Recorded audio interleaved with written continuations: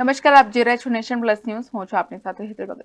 દાહોદ જિલ્લા collector doctor Harshid ગોસાવીના અધ્યક્ષસ્થાને પરીક્ષા સમિતિની બેઠક યોજાઈ હતી. દાહોદ જિલ્લામાં ગુજરાત વહીવટી સેવા વર્ગ 1, મુલ્કી સેવા વર્ગ 1-2 તથા નગરપાલિકા મુખ્ય અધિકારી વર્ગ 2 ની પ્રિલિમરી પરીક્ષાના સુચારુ આયોજનને લઈને સમિતિની બેઠક યોજાઈ હતી.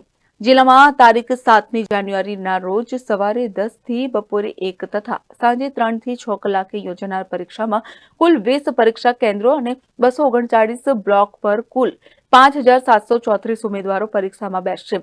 જેમાં જિલ્લાના કુલ પરીક્ષા કેન્દ્રો અને બિલ્ડિંગ, બેઠક વ્યવસ્થા, પોલીસ વિભાગ દ્વારા સ્ટાફની નિમણૂક કરવા માટે, જિલ્લા શિક્ષણ અધિકારી દ્વારા પરીક્ષાની કામગીરી માટે સ્ટાફની નિમણૂક કરવા બાબત, તે સાથે ઝોનલ કચેરીઓ વીજ પુરવઠો ચાલુ રાખવા બાબત, બસ સુવિધા યોગ્ય રીતે રાખવા બાબત, આરોગ્ય અધિકારી દ્વારા થતી કામગીરી, પરીક્ષા માટેની બહોળી પ્રસિદ્ધિ કરવાની તેમજ પરીક્ષા કેન્દ્ર પર સલામતી વ્યવસ્થા જળવાઈ રહે તેમાં ચર્ચા થઈ હતી.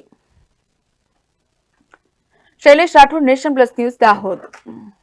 સમાચારોના સતત અપડેટ માટે નેશન પ્લસ ન્યૂઝના યુટ્યુબ ચેનલને સબસ્ક્રાઇબ કરો, બેલ આઇકન દબાવો અને ફોલો કરો ઇન્સ્ટાગ્રામ, ફેસબુક અને ટ્વિટર પર.